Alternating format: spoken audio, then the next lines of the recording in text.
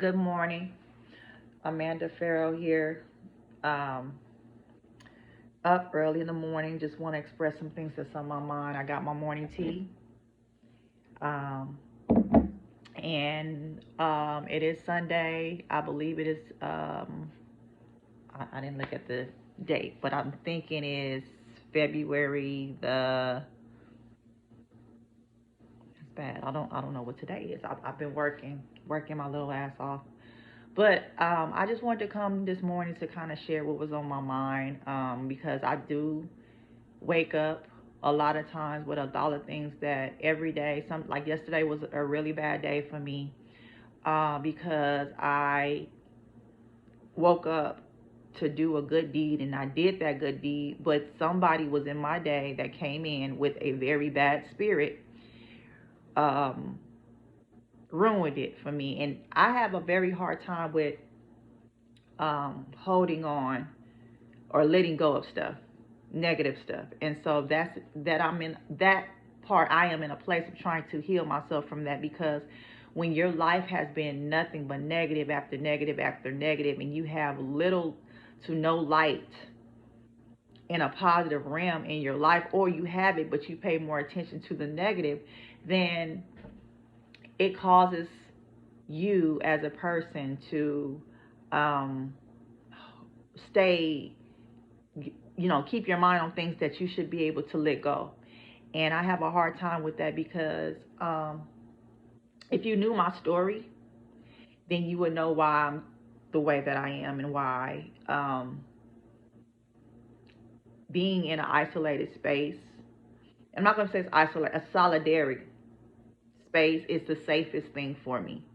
You know, I'm learning things, especially the terminology for a lot of the emotions that I hold in, also the behaviors, good and bad, that I possess. And a lot of them come from going through a lot of things. And so this morning, actually starting with yesterday, because yesterday was like a terrible day for me. Like I said, I had somebody who was dear to my heart. And it's always that, always in my life, somebody who is the closest to me, the one that I try to love the most, or one of the people that I love the most, that hurt me. But that has been a setup for not only my life, but a lot of the family in my bloodline. We all have been um, constantly, not just momentarily, but constantly hurt in the presence of our kin folks. I'm just gonna leave it at that. So, um, I was trying to shake it yesterday, but some things you just can't, because it goes back to the wounds that was created as a kid, and it says the inner child. And I'm noticing a lot of things that you never paid attention to when you was in your 20s, um, when you was in your 20s, when you was in your 30s, when you get to your 40s. That is often the time, if you are in a certain space, reflect on all the things that happened to you, and you have a sense of wisdom in your life, usually around this time, to say, why did this happen? Why was that happening to me? Why did I accept this? Or the fact that I accepted it and it hurt me really bad, and now I can make sense of it. Like, it makes you angry. It makes you upset, especially when you're confronting the things or the people who caused these things in your life. And now you're able to speak back to it. But the thing is, you have to draw the line, because this is your family, this is your blood. And a lot of people like, the hell with that, because of the scars that was left within. But the thing is, every time I go into a place of wanting to become like them, going low and saying things that is or doing things that might hurt people, I get a confirmation to God to tell me, you know what, I'm walking with you, and this is what I'm not going to have you do. So yes, I'm angry. I don't know if I'm talking off subject or on, but I'm just talking from my heart right now about some things that have happened to me, because I'm reflecting a whole lot right now in this solidary space. Something God is making me do, is to reflect on why. I don't know the question. I don't know the answer to the why, but I'm looking at how come it was so much pain. How come it was so much suffering? How come I didn't catch on to certain things? Why did I love with my heart and ignore with my brain was telling me the whole time? And that I'm saying I'm guilty of, but I got to learn how to accept the fact that I didn't know no better, because my auntie, rest in peace, Hortensia, used to tell me, if you know better, you'll do better. And a lot of times I didn't know better. I just did what I knew to do in that moment. I acted on impulse. I lived a lot of my life off of impulse. I lived off of most of my life off of intuition about what I felt on the inside, what things were telling me, even though I don't know if those things was coming from God or if those things was coming from Satan. You know, I wasn't distinguishing between my thoughts. I wasn't paying attention to my thoughts. I was just doing because I had to do so much, to the point where I could not focus even on myself and all the awesome things that I was doing to stabilize people. Now, this is what I came up with in regards to me knowing and learning and really going back over the story over my life, that I'm a real fucking X-Man. And if I could pinpoint my life to anybody, if any of the X-Mans that I can stand for, it had to be a black woman. Because whoever came up with this part, Storm, yes, that is a black woman's life. We're trying to hold everything around us. If you notice, she uses her hands. She uses her hands, right? And I feel the Holy Spirit talking to me when I'm saying it. She uses her hands to stop a lot of opposition coming towards her.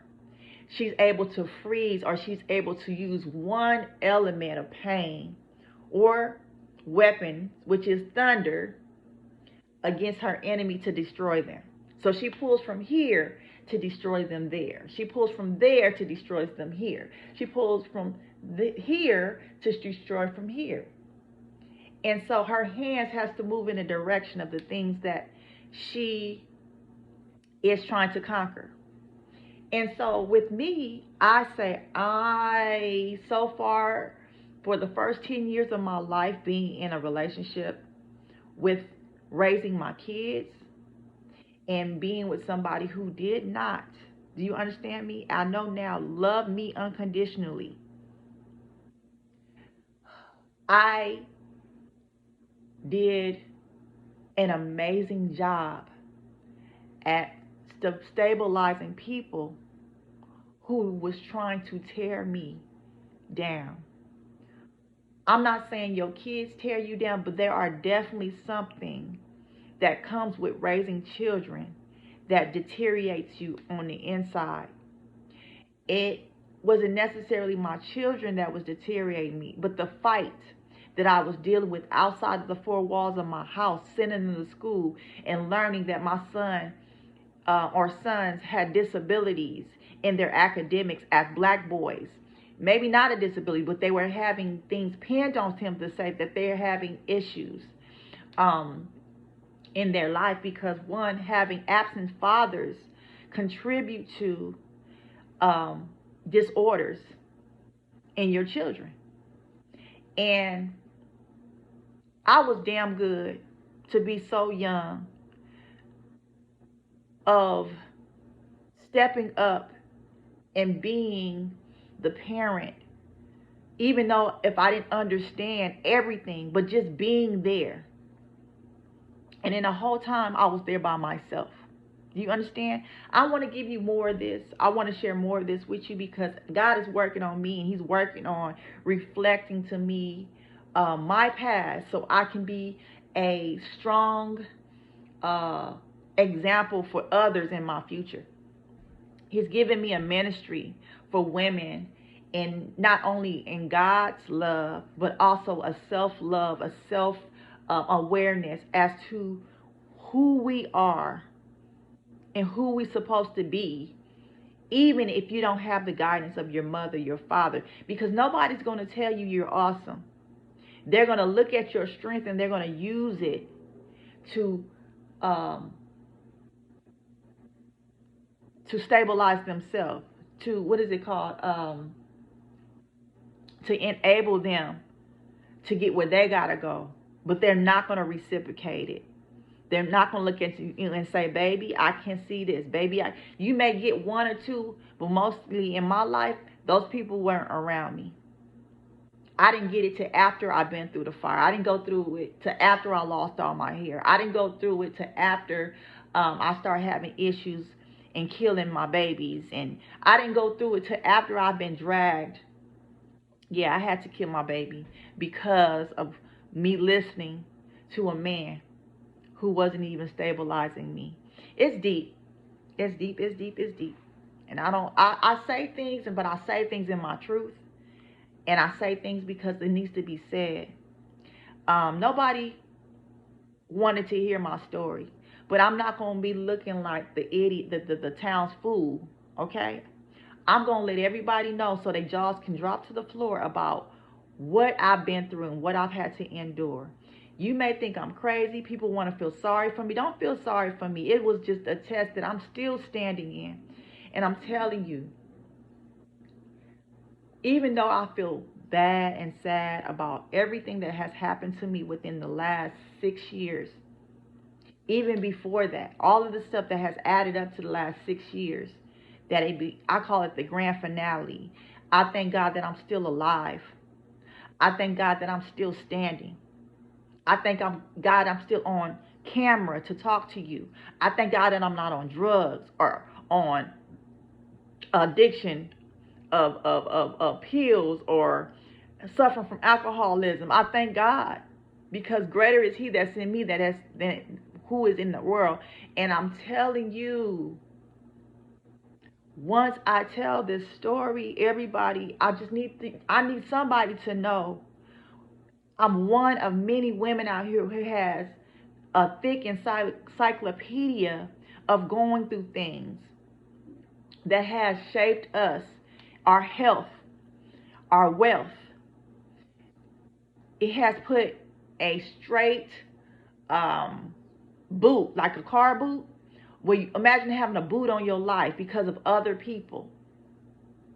And they, in the end, go free and act like it never happened. Or they end up, because they've been so clever to allow things not to touch them by using and abusing other folks, they're living on their high horse, like my daddy said on yesterday, which on the high hog of life, thinking that they won when they were the one that was the abuser the whole time. And so I'm going to stop with that.